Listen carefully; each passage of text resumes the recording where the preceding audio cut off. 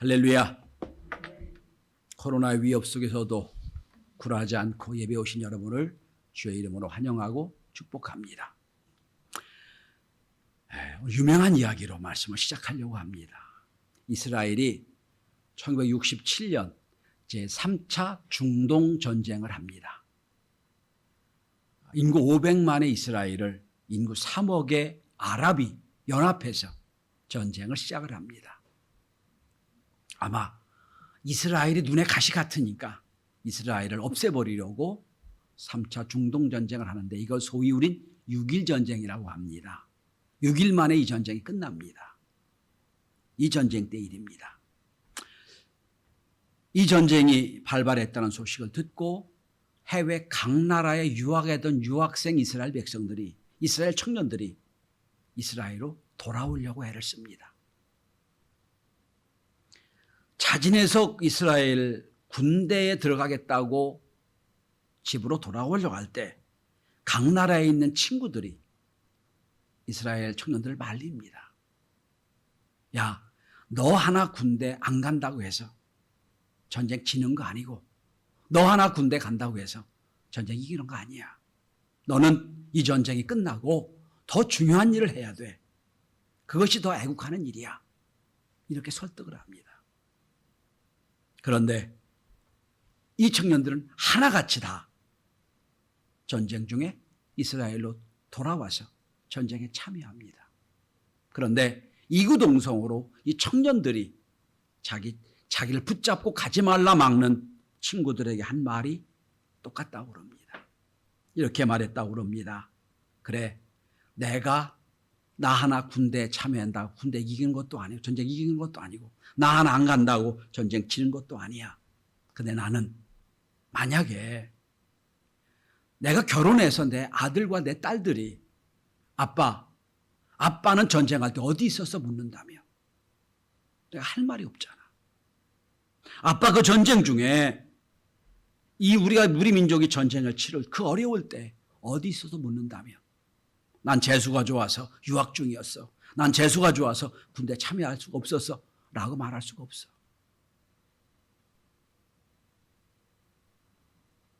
난 그렇게 살 바에야 차라리 전쟁에서 죽는 편을 택하겠다. 그러고 다 돌아왔다고 그럽니다. 이 전쟁에서 6일 만에 이스라엘은 이깁니다. 아무도 이긴다고 생각을 못했어요. 거기서 이깁니다. 성도 여러분, 우리 어른들이 반드시 해야 할 일 중에 하나는 우리 자식들에게 부끄러운 부모가 되지 않는 거예요. 돈을 많이 벌어서 높은 지위에 올라가서 내 자녀들이 나를 존경하는 게 아니에요. 내 삶의 자리에서 얼마나 성실하게 살았냐, 얼마나 열심히 살았냐, 이걸 내 자녀들이 보고 있어요.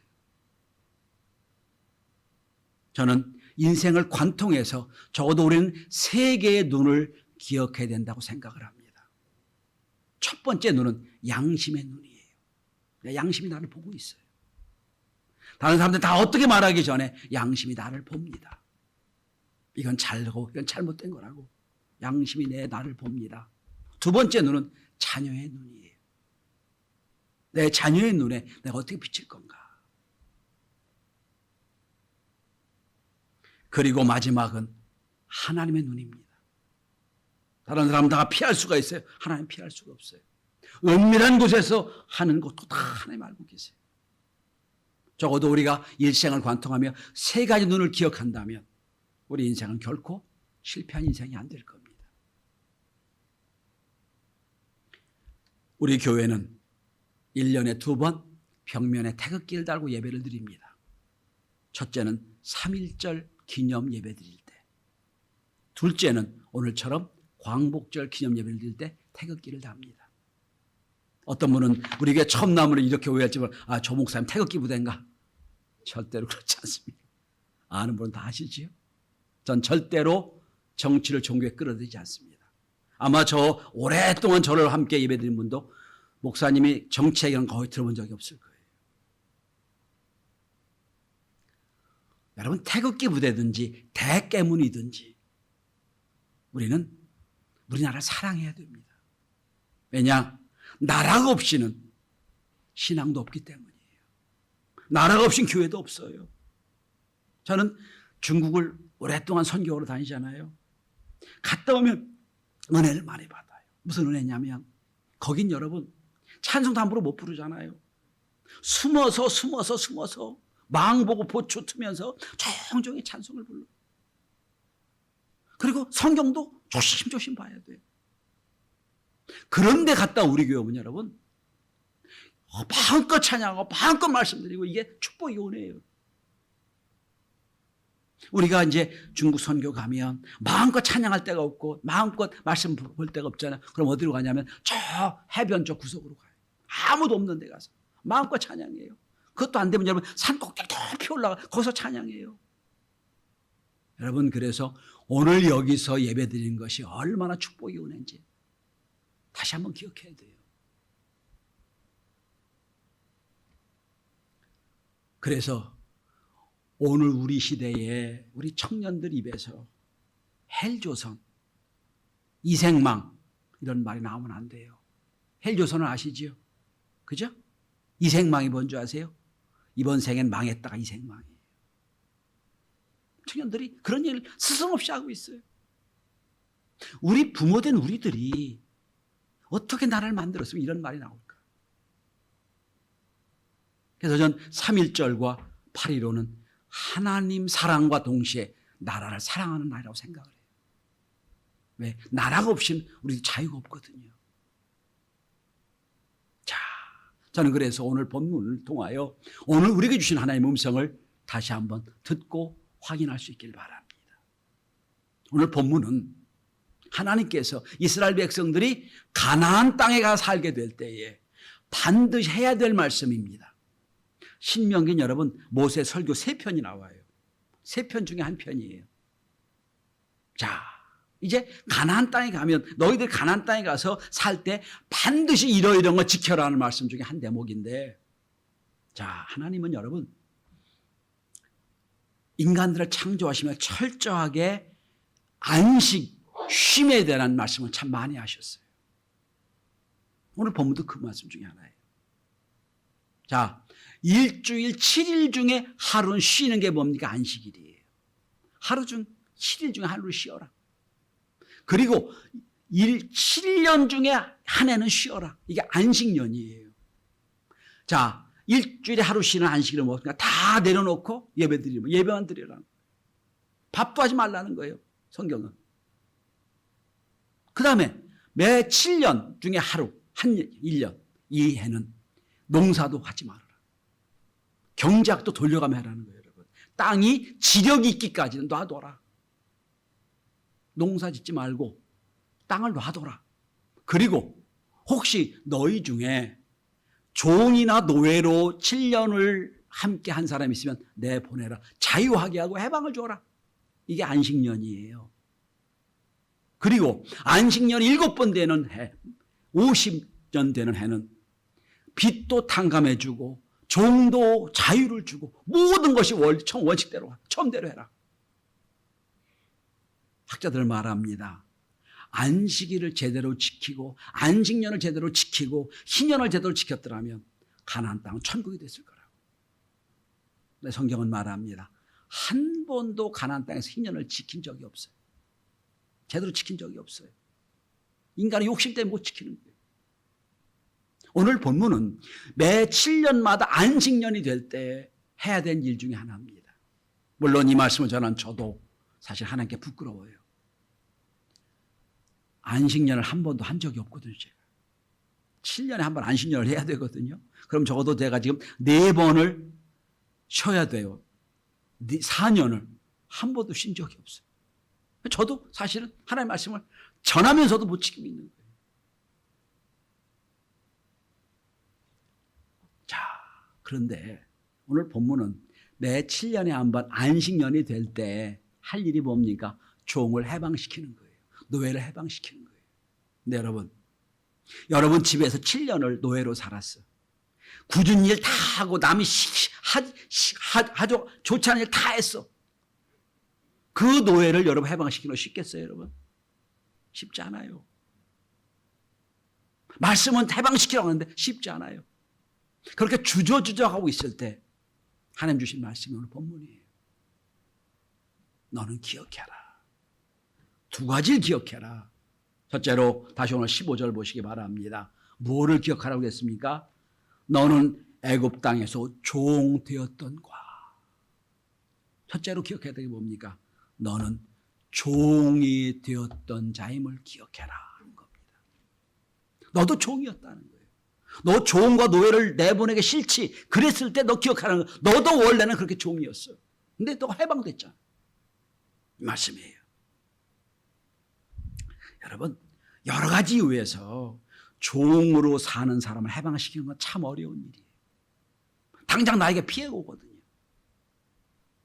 여러분 생각해 보세요. 이스라엘 백성들이 출애굽할 때 430년 동안 애굽에서 살고 그 노예와 종들을 해방시킬 때 바로가 10가지 재앙을 만나잖아요. 그렇게 죽을 아주 장자가 죽는 엄청난 재앙을 당하고서도 또 쫓아오잖아요.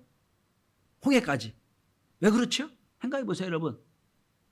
200만, 적어도 100만의 남자들, 60만, 100만의 남자들이 일시에 애굽을 빠져나가면 애굽 경제가 무너져요. 그게 바로 왕이 그럴 수밖에 없는 거예요. 저들 지금 소위 3D 직종을 했던 저들이 다 노예가 빠져나가면 우리 무너질 텐데. 겁이 나는 거예요. 그러니까 안 되는 줄 알면 쫓아와서 잡으려고 하는 거예요. 마치 여러분 우리나라 농촌 가보시면 동남아인 없으면 농사 못 져요. 다 그대로 와 짓고 있어요. 수산업에 새우잡이 어선 같은 거 다 지금 동남아인들이에요. 그들 없으면 우리나라 무너져요. 똑같은 거예요. 그러니까 못 내보내는 거예요. 오늘도 마찬가지. 7년을 우리 집에 살았어요. 6년을. 내가 싫은 거 다 했어요. 자유해야 돼. 하기 어려워요. 그때 하나님 말씀은 너도 원래 종되었었다. 근데 해방되지 않았냐. 그에도 해방을 줘라 말씀하시는 거예요. 근본 출신보다 노예였다. 종이었으니 그거 기억하라는 거예요. 뭐를 기억해야 됩니까? 나의 과거를 기억해야 돼요. 내가 어떤 존재인지를 알아야 돼요. 여러분 우리나라는 참 이상한 것 중에 하나가 족보를 자랑을 많이 해요. 뭐 몇 대 손이 몇 대조 할아버지가 뭐에부터 할아버지 쫙. 근데 여러분 뒤집어 보면 조선시대 말기는 80%가 양반이었어요. 여러분. 다 족보를 돈 주고 샀어요. 양반이 하나도 없어요. 다 양반이었어요. 여러분. 그러니까 요즘 뭐까지 나가냐면 고려시대까지 올라가요. 여러분. 그게 뭔 일이에요 그게. 무슨 의미가 있어요. 여러분. 양반 해봐야 결국 한 일이 뭐예요? 조선시대 나라 팔아먹고 더 있어요. 여러분. 에헴 자랑하다가 양반 노릇하다가 이 조선 나라가 망했잖아요. 그 뭐 자랑해. 자랑할 필요가 없어요. 우리 조상 몇 대 때 말고 저도 자랑할 거 많아요. 한양 조씨가 양반 중에 양반이에요. 그 자랑할 거 없다. 저희 어머님은요 이 씨거든요. 아주 양반집 가문이. 그래서 제가 그럼 그래요. 아이고 그 무슨 의미가 있냐. 여러분 왜 이 말씀 드리냐면 자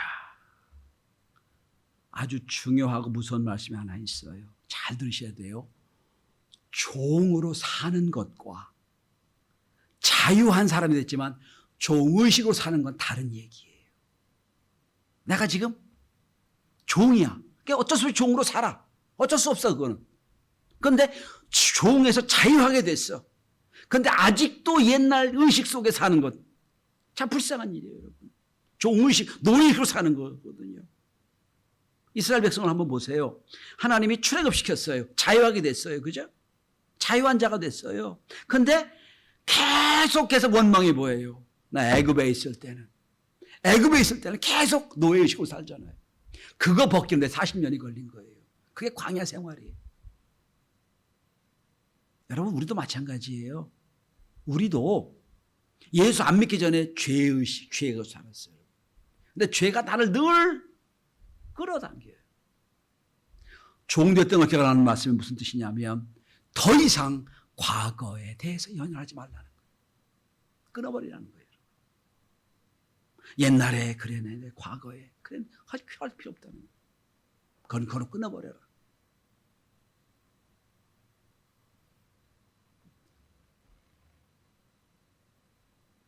저는 좀 안 좋은 게 하나 있어요. 왜 한국 우리들이 여러분 별로 안 좋은 거 이름엔 조선이 붙어요, 그죠? 조선 오이, 조선 호박, 헬조선. 왜 아니 우리 과거를 좋게 봐야 될 거 아니에요. 나쁘면 다 조선이야. 바꿔야 될 것 같아 그런 것들. 빨리 끊어버려요. 자, 두 번째로. 뭘 기억하라고 말씀하니까 다시 한번 15절을 보시기 바랍니다. 내 하나님이 여호와께서 너를 속량하셨음을 기억하라. 속량이 뭐예요? 값주고 샀음을 기억하라는 거예요. 너 하나님 너 구원했음을 기억하라는 거예요. 값주고 샀음을 기억해라. 여러분 이스라엘 백성들이 그 피에 해방의 DNA가 두 가지가 있어요. 이스라엘 역사를 통해 해방을 두 번 했거든요. 첫 번째 해방이 뭐예요? 애굽에서의 해방. 430년 동안 죄에 살다가 노예 살다가 해방된 거 첫 번째 해방이죠. 두 번째 해방이 있어요. 바벨론에서 해방이에요. 70년 만에 해방한 거. 역사 속에 두 번 해방이 있어요. 우리나라는 한 번의 해방이 있죠. 일제시대 해방. 그죠? 이 이스라엘 백성 두 번의 해방이 있어요. 그런데 놀라운 건 여러분, 이 두 번의 해방이 똑같이 공통점이 하나 있어요. 첫 번째 공통점은 약속대로 이루어졌다는 거예요. 하나님이 약속하십니다. 430년 만에 네 후손이 애굽에서 나올 것이다. 바벨론 포로 갔을 때 70년 만에 돌아오게 될 거다. 약속대로 된 거예요. 두 번째로 그들이 무슨 독립운동하거나 애써서 해방된 게 하나도 아니에요. 전적인 하나님의 은혜였어요. 여러분 이스라엘 백성들 출애굽할 때나 바벨론으로 해방될 때 무슨 그 나라 밖에다 임시정부를 차려놓고 국제기구에서 인정을 해가지고 뭐 된 줄 알아요? 아니에요 여러분. 애굽이나 바벨론은 최강대국이었어요. 독립운동에 디귿자도 못 꺼냈어요. 그런데 해방해 준 거예요. 진짜 하나님의 은혜였어요. 그 은혜를 기억하라는 거예요. 너희들이 종으로 살았는데 그 과거에 갖고 종으로 살았던 그거 다 끊어버리고 거기서부터 해방되지 않았냐. 첫째인 하나님의 은혜였지 않았냐. 오늘 본문에 말씀합니다. 하나님의 은혜를 기억해라. 기억해라는 거예요. 성도 여러분, 우리의 잘못이 무엇인 줄 아세요? 조금 살게 됐다고, 조금 편안해졌다고 은혜 잊어버리는 거예요. 늘 잊어버려요. 그래서 하나님 이렇게 말씀하십니다. 내 이마에 말씀을 새기고 내 문설주에 새기고 내 옷깃에 말씀을 새겨라. 늘 기억하고 보라는 거예요. 무엇을 기억하라는 거예요? 은혜를 기억하라는 거예요. 예배가 뭐예요 결국? 은혜를 아는 거예요 여러분. 은혜를 생각하는 거예요.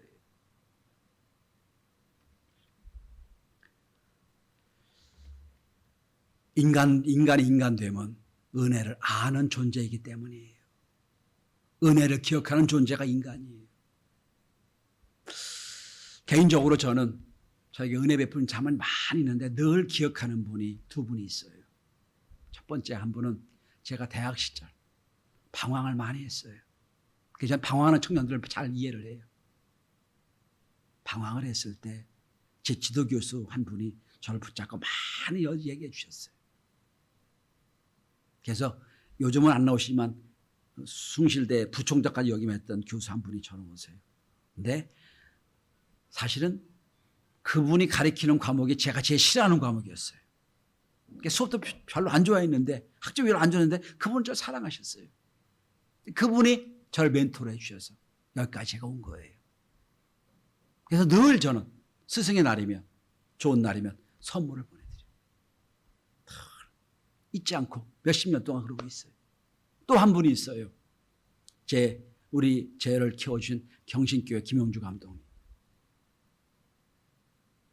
제 대학 박사과정 학비를 대주신 분이 잊지 못하고 있어요. 철마다 가서 인사드리고 아들 녀석과 함께 가서 인사드리고 이번에 훈이가 결혼할 때 제가 주례를 부탁했던 그분이에요.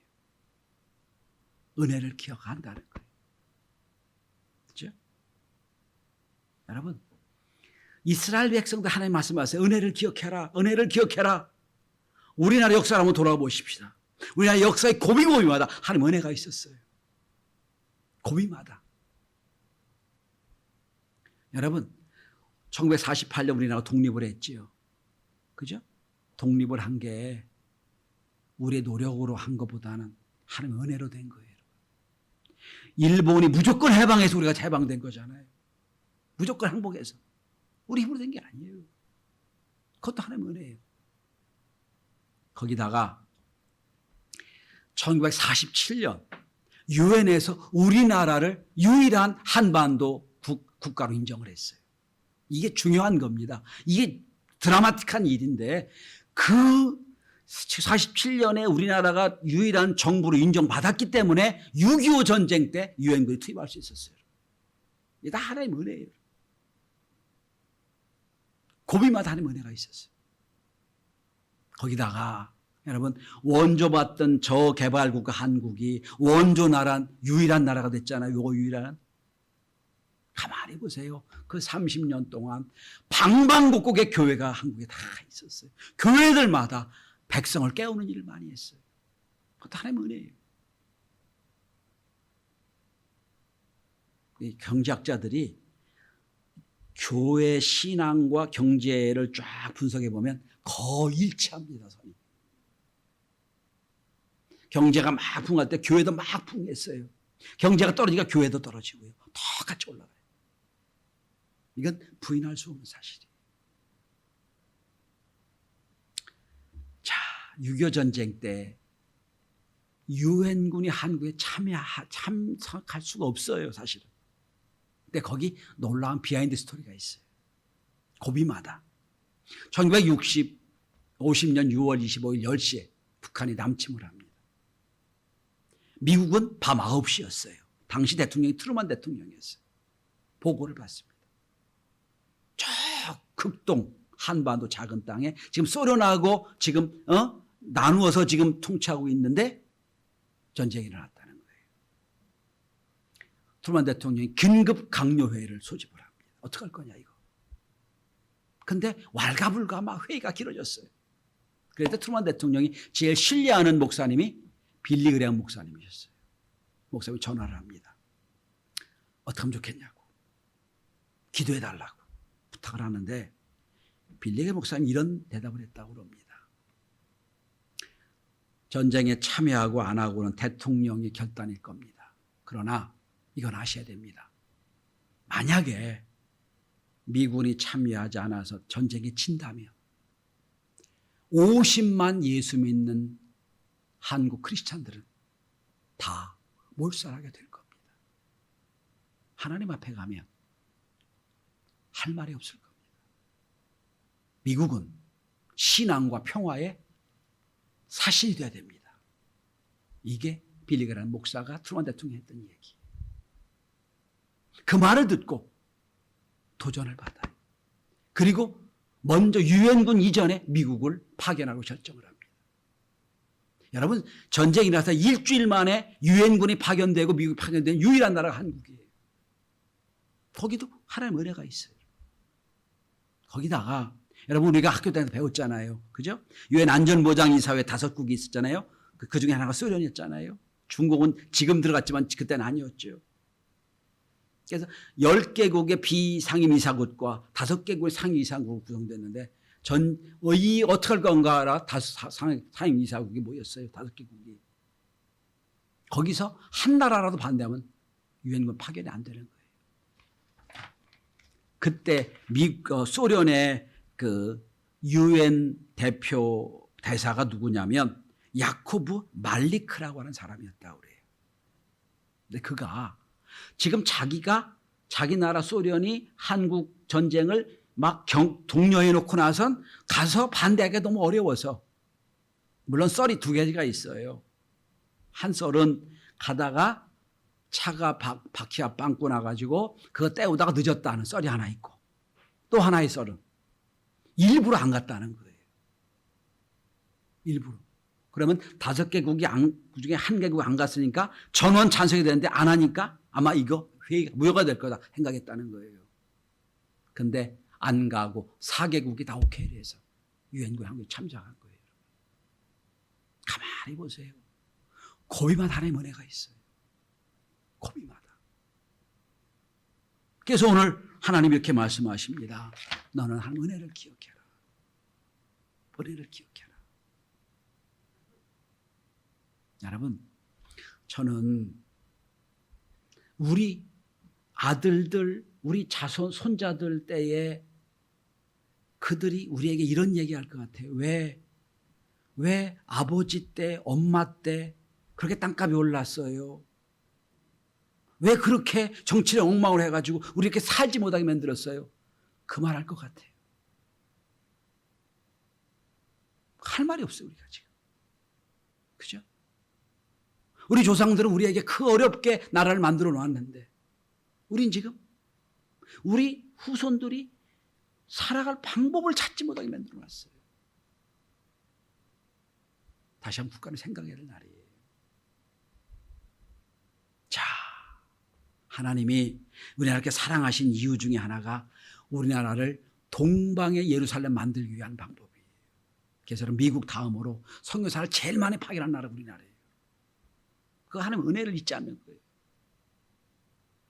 자, 너가 종되었던 걸 기억해라. 하나님 은혜를 기억해라. 그리고 오늘 다시 본문을 한번 보시기 바랍니다. 이렇게 하나님 말씀하십니다.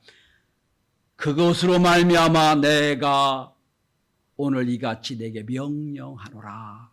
그래서 세 번째, 하나님 말씀을 지키라고 말씀합니다. 내가 종되었던 걸 아냐? 너 하나님의 은혜를 아냐? 그래 내가 너에게 명령한다. 무조건 해방시켜라. 무조건 교회를 해방시켜라 말씀하시는 거예요. 이게 뭡니까? 은혜를 알았으면, 은혜 가운데 살았으면 하나님 말씀을 지켜라는 말씀이에요. 성도 여러분, 철학 용어 중에 판단 중지라는 단어가 있어요.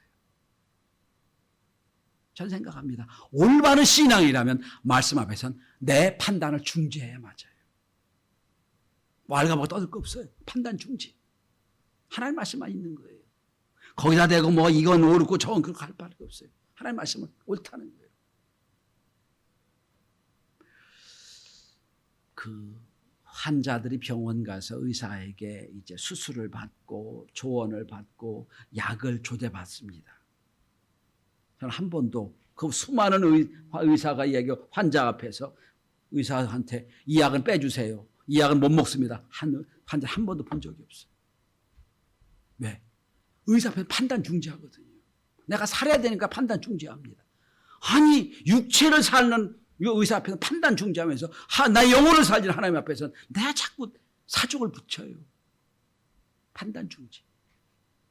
오늘도 하나님 말씀하세요. 그래 너가 그동안에 6년을 네 집에서 일하면서 어려운 일 다 노예를 해방시키기 어렵겠지? 판단 중지해. 내가 너한테 명령하는 거야. 지켜 행해. 이 말씀이에요. 성도 여러분, 하나님 말씀 우리를 축복해 주신 말씀을 믿으시길 바랍니다. 하나님 말씀 우리를 살리는 말씀이에요. 자꾸 여기다 판단할 필요가 없어요. 그동안의 역사를 통해서 성경을 통해 쭉 이어온 말씀을 이렇게 하나님 말씀은 나를 살리는 말씀, 복 주신 말씀이라고 믿는다면 거기다 판단을 할 필요가 없어요. 은혜를 안다면 말씀이 복임을 믿고 행할 수 있기를 바랍니다. 저는 말씀에 시작할 때 6.1 전쟁으로 시작을 했어요. 6.1 전쟁의 비화 하나를 더 말씀드리며 말씀을 정리하려고 합니다. 3억의 아랍국이 500만 이스라엘을 완전히 없애버리려고 작정한 게 3차 중동전쟁입니다. 그런데 6일 만에 이스라엘 전쟁이 승리로 끝나요. 많은 전쟁에 승리의 요소가 있었어요. 지금도 군사 전문가들이 연구합니다. 근데 신앙적으로 볼 땐 놀라운 일이 하나 있습니다. 이 6.1 전쟁을 주도한 인물이 2명이 있는데 하나는 여러분 아마 수상 골다메이 여사라고 유일한 여자 수상. 이때 전쟁을 했어요. 두 번째, 애꾸는 모세 다이안 장군이 총사령관이었어요. 애꾸는 장군 그러면 인터넷 뜨면 쫙 뜹니다. 이슬람을 믿는 사람들은 금요일이 안식일이에요. 근데 유대인들은 토요일이 안식일이에요. 금요일 밤부터 토요일 밤까지가 안식일이에요. 기독교는 주일이 안식일이에요. 그죠? 그러니까 아랍인들이 아주 좀 치사하게 토요일 아침부터 공격을 해버렸어요. 그러니까 유대인들은 토요일 안식일 아무것도 안 차나요. 무조건 공격을 그냥 당했어요. 꼼짝없이 당했어요. 저 6시에 일제히 사이렌이 부릅니다. 이제 안식이 끝났다는 거예요. 전쟁이 시작이 됩니다. 그런데 모든 전 나라의 스피커에서 동일한 음성이 들립니다. 모든 나라, 모든 전체 나라에. 그건 뭐 전쟁 싸우자, 뭐 무슨 노래가 아니고요. 하나님 말씀이었어요. 그 말씀이 구약 아모스서 9장 14절 15절 말씀이었습니다. 그리고 이 전쟁을 나갈 때 모든 군인들한테 그 말씀이 적힌 것을 다 포켓에 넣어줬어요. 나중에 이 모세 다이안 장군이 전쟁에 이긴 이유를 묻는 기자들에게 이렇게 말했다고 합니다. 우린 당신들이 모르는 신무기가 있어 이겼습니다. 신무기가 뭐냐면 말씀이었어요. 궁금하시죠? 말씀이 무슨 말씀인지. 아모스서를 한번 펴보십시다. 아모스서 9장 14절 15절이에요. 구약성경 1284쪽이에요. 구약성경 1284쪽 아모스서 9장 14절 15절이에요. 다 피셨습니까? 피고 우리 한 목소리로 함께 읽고 말씀을 마치려고 합니다. 말씀이 신무기였고 말씀이 능력이었고 말씀대로 살 때 하나님의 역사가 있다는 것입니다. 자, 청년도 다 피셨죠? 아모스 9장 14절 15절 1284쪽 시작. 내가 내 백성 이스라엘이 사로잡힌 것을 돌이키리니 그들이 황폐한 성읍을 건축하여 거주하며 포도원들을 가꾸고 그 포도주를 마시며 과원들을 만들고 그 열매를 먹으리라. 내가 그들을 그들의 땅에 심으리니 그들이 내가 준 땅에서 다시 뽑히지 아니하리라. 네 하나님 여호와의 말씀이니라. 이게 무기였어요. 이 말씀을 붙잡고 다 이 말씀을 전하고 살아 놀라운 역사가 이루었던 겁니다. 성도 여러분,